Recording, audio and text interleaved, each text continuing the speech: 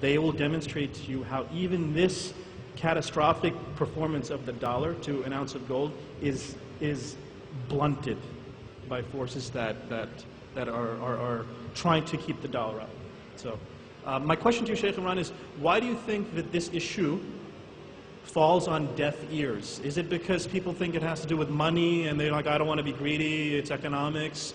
And when you put it in plain language, saying that people are stealing, forget it. If you don't care if people are stealing from you, they're stealing from your kids.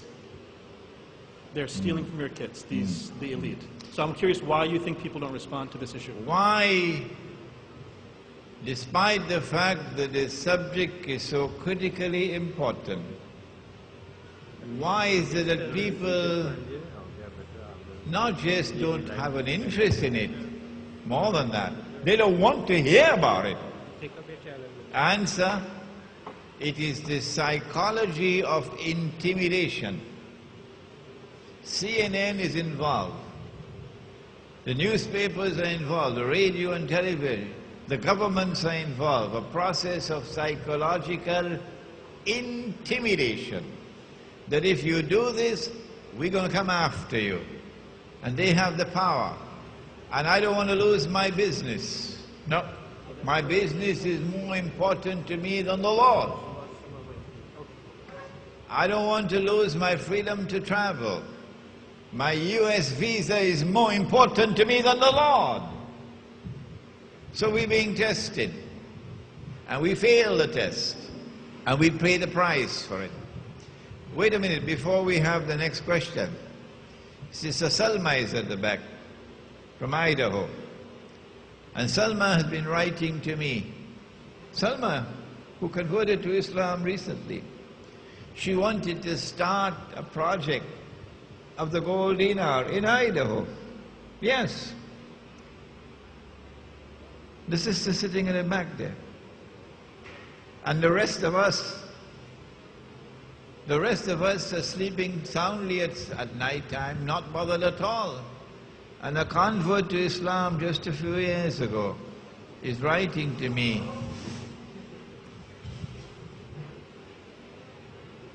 See, Dajjal at work. He's very angry, very angry. Yeah, Sister Salma, would you like to speak on the gold dinar? Just take the microphone for her. Oh, come forward, yeah.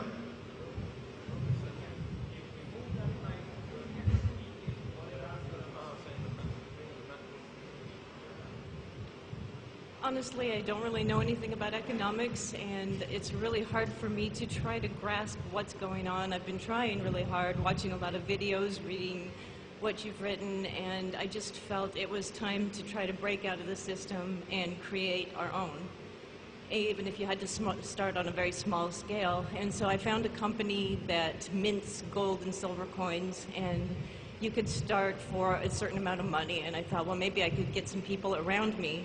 Even though I don't live with any Muslims, I live in a community that's rather independent-minded, and I thought maybe they would be interested in starting just a local economy based on gold and silver.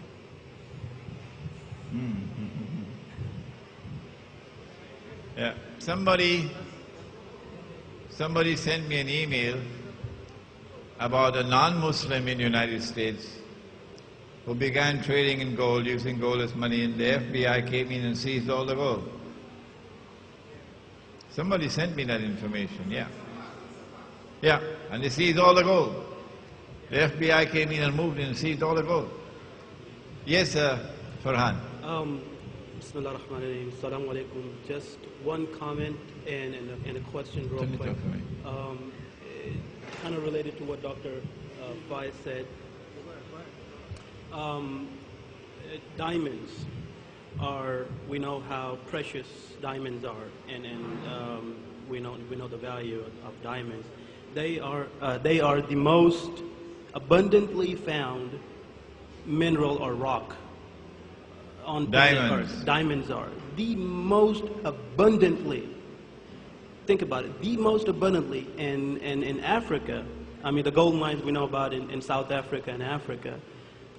De Beers owns those mines, they ripped off the African people whom the diamonds really belong to. And they let a very, very minuscule, minute amount of diamonds in the market so as to keep the price of diamonds up to where they are.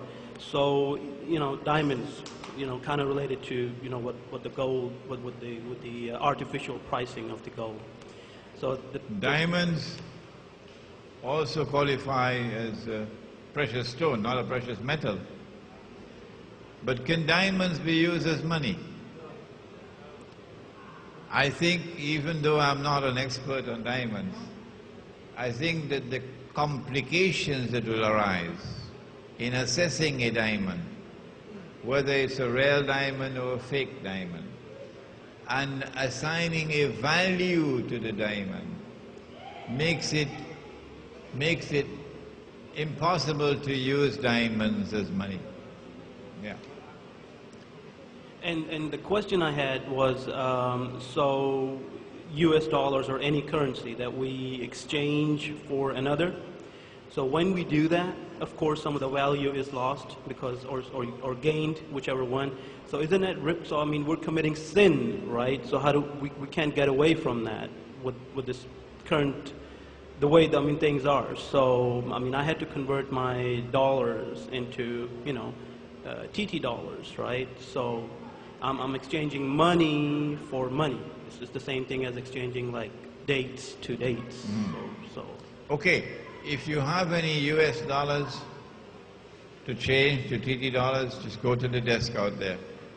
The banks are changing at 6, but we're not a bank. So I would like to see that we give you a higher rate than the bank. So go to the counter there and we'll try to get you a higher rate than the bank. But I have to use the paper currency. I can't get away from it.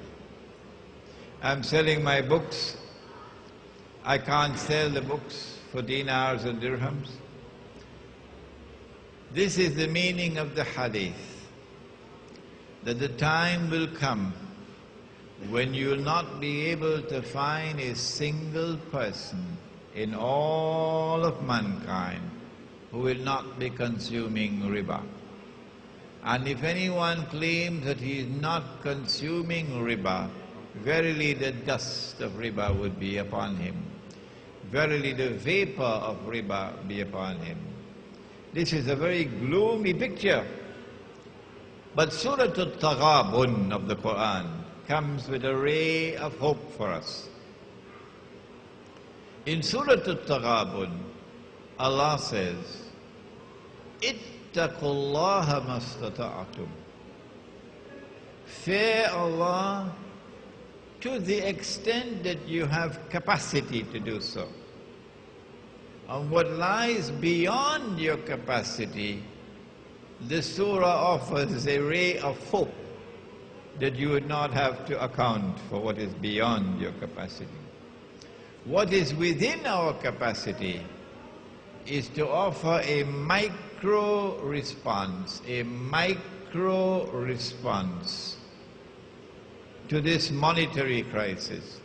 And that micro response is to move to the remote countryside and to establish a micro market. And in that micro market, strive to bring back the Sunnah money. Yes? Sheikh, I have kind of two questions.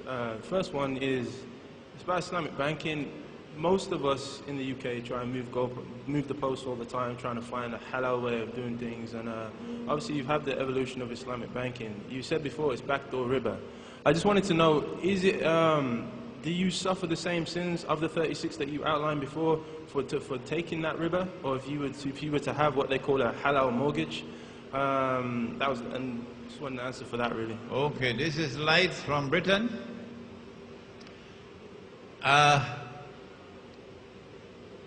If I am understanding the question correctly, number one, what do you do with riba money? If you have riba money?